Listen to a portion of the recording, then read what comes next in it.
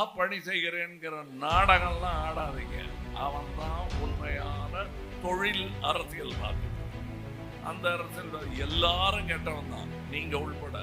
முதல்வராக அரசியலுக்கு வரல, நான் சீஃப் மினிஸ்டர் ஆகிறதுக்காக வரலைங்க. அரசியல்வாதி லஞ்சம் வாங்கினால் அதில் மக்களுக்கு பங்கு இருக்கு. இது உங்க கடமைன்னு நீங்க நினைக்கிறீங்கல்ல, அந்த மாதிரி நீங்க நாட்டையும் நினைச்சிட்டீங்கன்னா நாடு இப்படி இருக்காது. ரீல்ஸ் மட்டும் வாழ்க்கை அல்ல.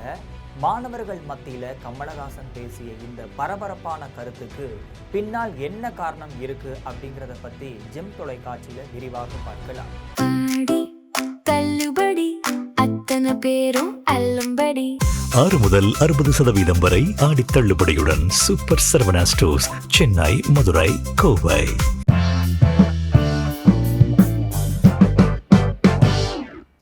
செஞ்சி அருகே நடைபெற்ற பொருளியல் கல்லூரி நிகழ்ச்சியில மக்கள் நீதி மய்யம் கட்சியின் தலைவரும் எம்பியுமான கமலஹாசன் பங்கேற்று உரையாற்றியிருந்தார். அப்ப முதல்வர் ஆகுவதற்காக நான் அரசியலுக்கு வரவில்லை, நேரடியாக நட்சத்திரமாகவே சினிமாவிற்கு வருவேன் என்று யாராவது நினைத்தால் அவருக்கு அந்த துறையை பற்றி புரிதல் கிடையாது. நான் சீஃப் மினிஸ்டர் ஆகிறதுக்காக வரலைங்க. நான் சினிமாவுக்கு வந்தபோது நட்சத்திரமாக வரல, சினிமாவுக்கு வந்தபோது டைரக்டராக வரல. என் தகுதி காரணமாக நட்சத்திரமானேன், டைரக்டர் ஆனேன். ஆரம்பிக்கும் போதே நான் தான் நட்சத்திரன்னு கையை காட்டிட்டு வரவன் யாராக இருந்தாலும் அவன் விவரம் தெரியாதவன் என்றுதான் பொருள். தினமும் பசிப்பது போல அரசியலும் நம் அன்றாட நடவடிக்கையாக இருக்க வேண்டும். மாணவர்கள் முழு நேரமும் அரசியல்ல ஈடுபட வேண்டும். ரீல்ஸ் மட்டுமே வாழ்க்கை கிடையாது. ஒருவர் பின்னால் மந்தையாக சென்றால் எந்த பயனும் இல்லை அப்படின்னு கமலஹாசன் சொல்றாரு. உங்களுக்கு அரசியல் புரியலன்னா எதிர்காலத்திற்கு அரசியல் புரியாமல் போய்விடும் என்பதுதான் பொருள்.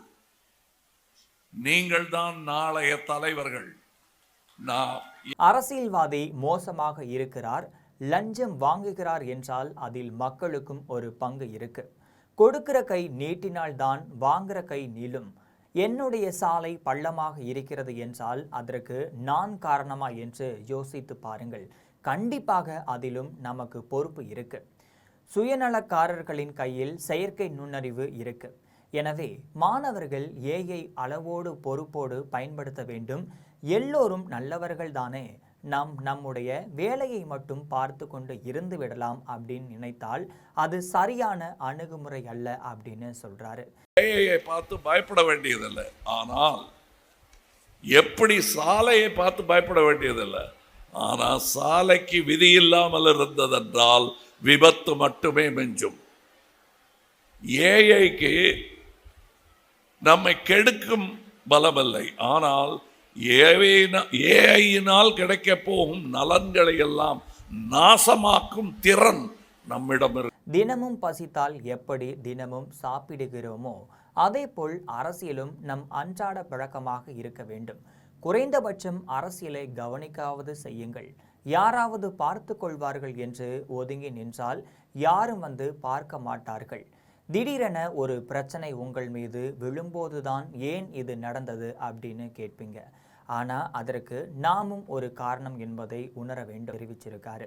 இது போன்ற நிறைய அரசியல் செய்திகளை அன்றாடம் தெரிந்து கொள்ள ஜெம் தொலைக்காட்சியுடன் எப்பொழுதும் இணைப்பில் இருங்கள். தள்ளுபடி அத்தனை பேரும் அள்ளும்படி 6 முதல் 60% வரை ஆடி தள்ளுபடியுடன் சூப்பர் சரவணா ஸ்டோர்ஸ், சென்னை, மதுரை, கோவை.